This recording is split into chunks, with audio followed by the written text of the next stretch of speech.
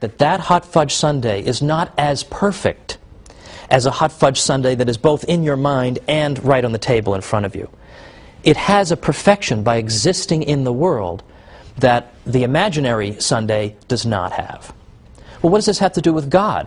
Well, what St. Anselm is saying is, suppose God exists only in our minds. He's just a figment of our imagination, like the non-existent hot fudge sundae. Well, then that being is not as perfect as a being who existed both in our minds and also in reality. Now his next step, in effect, is, therefore God exists. Now it might seem like he's maybe skipping a few steps here. How does he get there? Well, his point is, if we've said that God's the greatest conceivable being, he has every possible perfection, and one perfection is to exist in reality, the greatest conceivable being would have to have that perfection. He would have to exist in reality. Or he wouldn't be the greatest conceivable being if he were only in your mind. But we already agreed that he is. Therefore, God exists.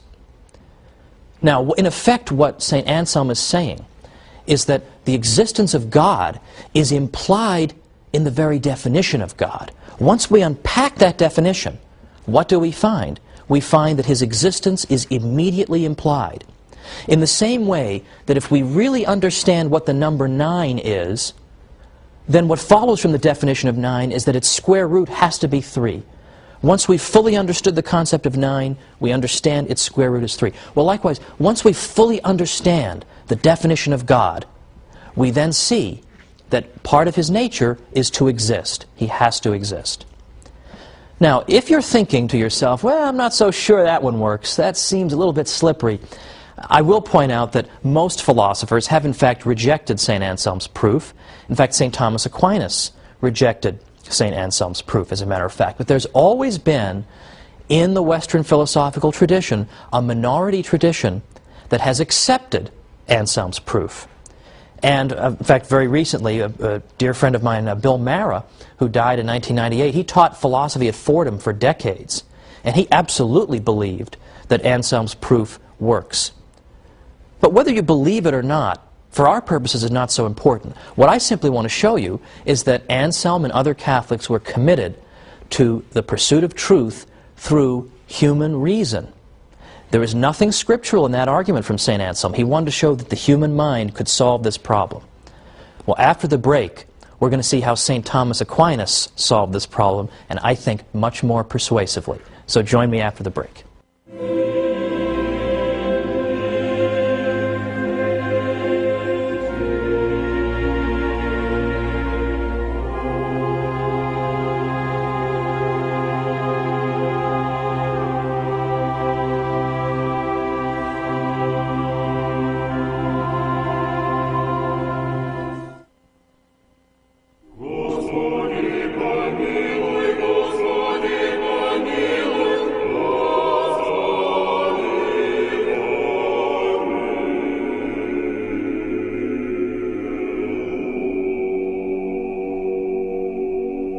Welcome back to the Catholic Church, Builder of Civilization.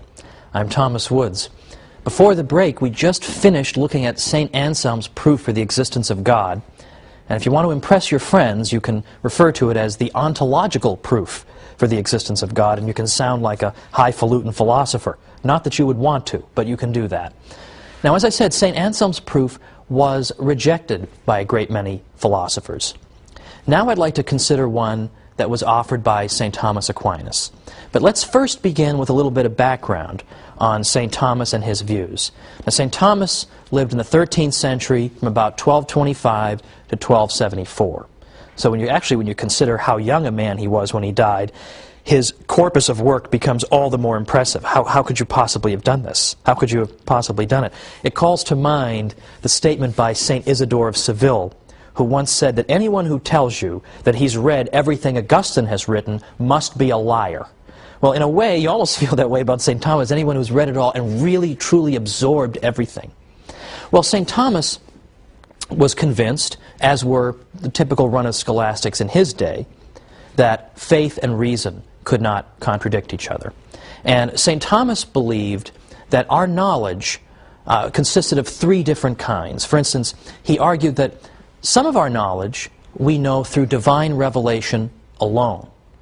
Some knowledge we know both through divine revelation and through human reason, and still other kinds of knowledge are known through reason alone. So, for example, one piece of information that we have that we know through divine revelation alone would be that God is a Trinity, that He's one God in three divine persons. Now, St. Thomas Aquinas said that this is something we have to know through divine revelation because human reason could never arrive at this conclusion. This is an astonishing mystery. We could never arrive at this conclusion. Now, if I may digress for a moment, I'll point out that some thinkers have tried to claim that human reason can also prove the Trinity. The argument is that if we know that God is love, and we're going to make that something other than just a bumper sticker slogan, God is love, we're really going to take it seriously, then God has to have a threefold nature. Because if He is love, that means we have to have within God the two who love, because love exists between two parties, and then love is fruitful. So there has to be a third party, in effect. There has to be the fruits of that love.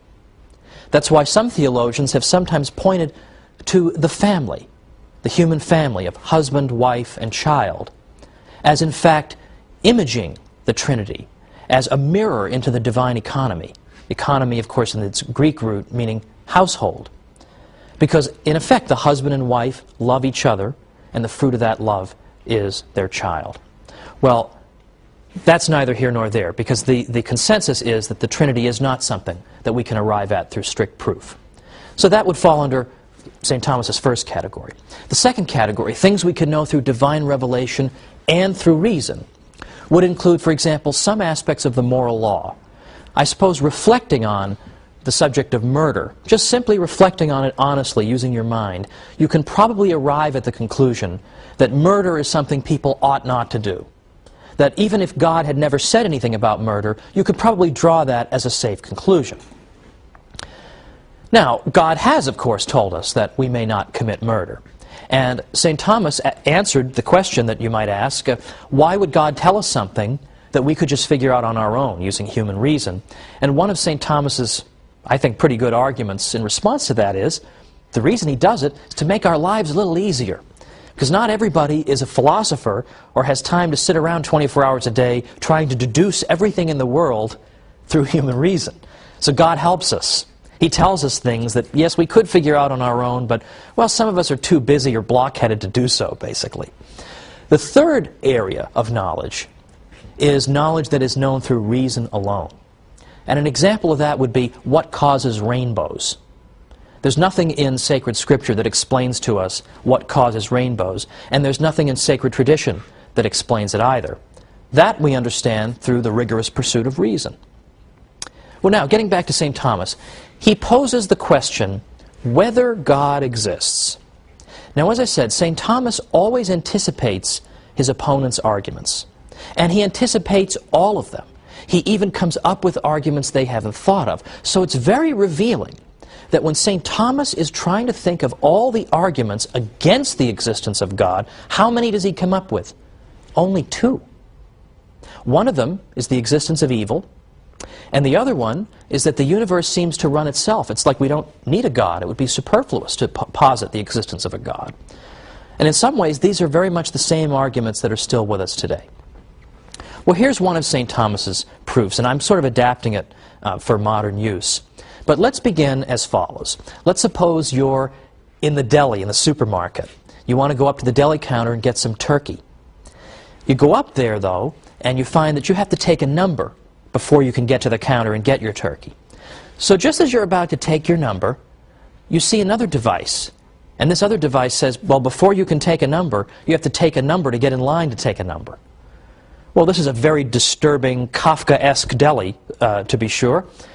So you're about to take that number, and it turns out there's another number machine. It says, whoa, whoa, whoa, not so fast. Before you take that number, you have to take a number.